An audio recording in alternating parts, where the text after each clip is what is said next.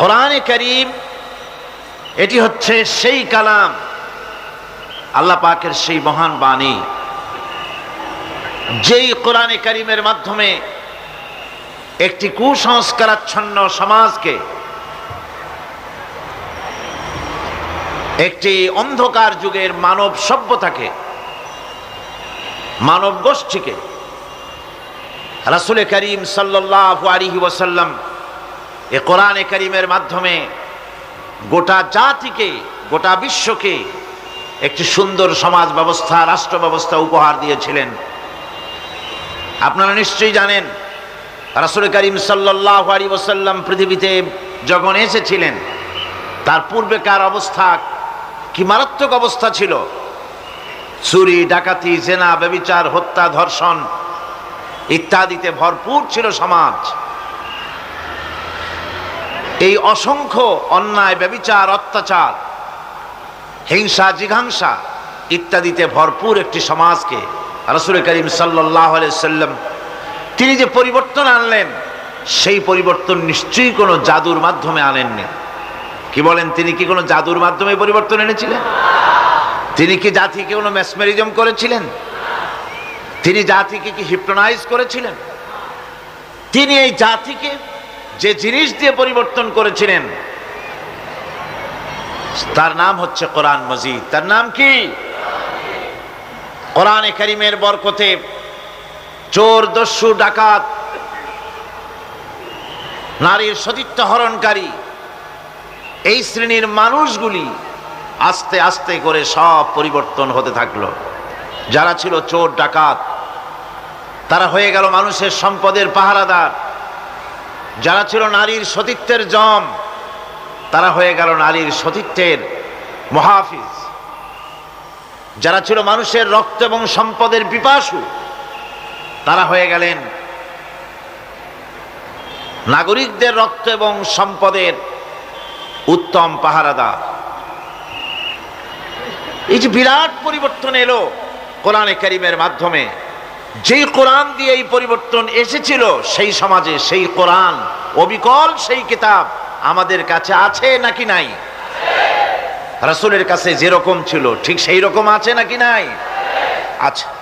কিন্তু তারপরেও এই কোরআন থাকা সত্ত্বেও আমাদের সমাজের চুরি বন্ধ হচ্ছে না, ডাকাতি বন্ধ হচ্ছে না, জেনা বন্ধ হচ্ছে না, সন্ত্রাস বন্ধ হচ্ছে না, চাঁদাবাজি, মাস্তানি বন্ধ হচ্ছে না, দেশে শান্তি আসতেছে না, বিশ্বজুড়ে অশান্তি আর কেবল অশান্তি।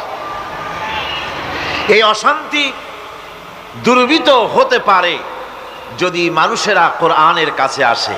কোরআনের কাছে না আসলে, কোরআন এবং সুন্নাহ অনুযায়ী যদি ব্যক্তি, পরিবার, সমাজ ও রাষ্ট্র পরিচালিত না হয়, তাহলে দেশে শান্তি ফিরে আসা সুদূর পরাহত আকাশ কুসুম পরিকল্পনা ছাড়া আর কিছুই হতে পারে না। একটু আগেই আপনারা সন্ত্রাসের ব্যাপারে কথা শুনেছেন।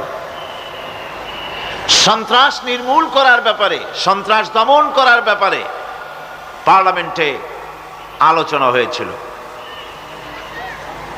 আমি আলোচনায় অংশ নিলাম। আল্লাহ পাক তো এখন আমাকে পার্লামেন্টে ওয়াজ করার সুযোগ করে দিয়েছেন। এটি আপনাদের দোয়ায় হয়েছে, আপনারা দোয়া করেছিলেন সেজন্য হয়েছে।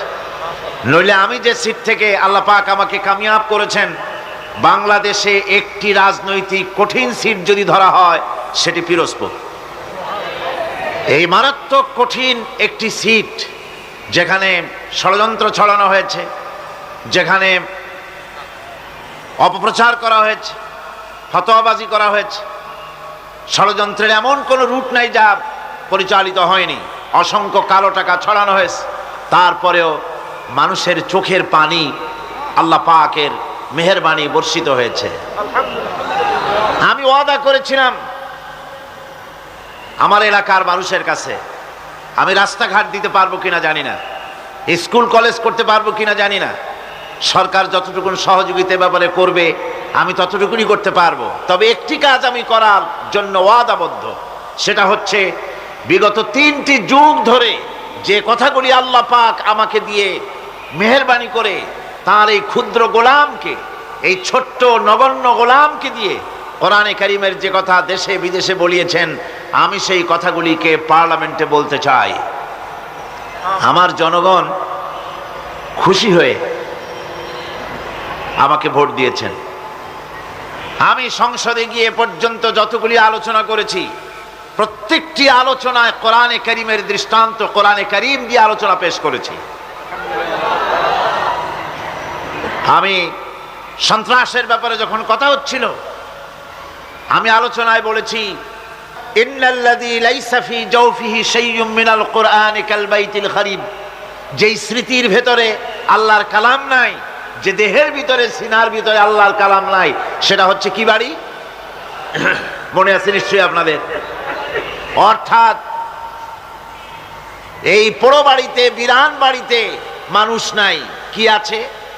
ইঁদুর আছে, ব্যাঙ আছে, সাপ আছে, শয়তান আছে, জেন আছে, চামচিকাস, উই পোকা, তেলা পোকাস। বিরান বাড়িতে মানুষ না থাকলে যা থাকে, যে স্মৃতিতে, যে দেহে কোরআন নাই, সেই দেহের ভিতরে ওই সব জিনিসই থাকে। সুতরাং শিক্ষাঙ্গন থেকে আল্লাহর কোরআন এর আয়াতে কারিমা বাদ দেওয়ার কারণে সেখানে সন্ত্রাস এসে জায়গা করে নিয়েছে।